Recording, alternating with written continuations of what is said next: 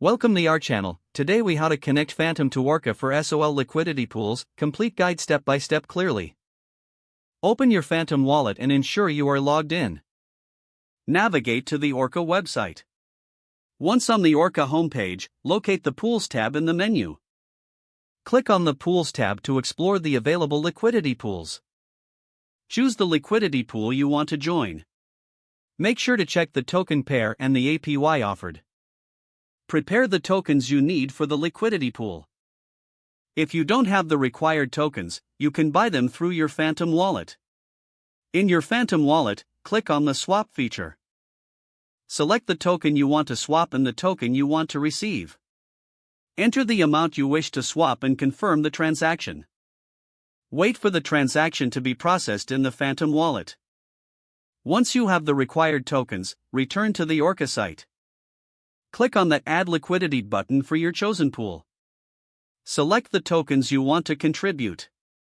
Enter the amount of each token you wish to deposit. Confirm that the amounts are balanced according to the pool's ratio. Review the details of your liquidity contribution. Click on the Confirm button to proceed with adding liquidity. Authorize the transaction in your Phantom wallet.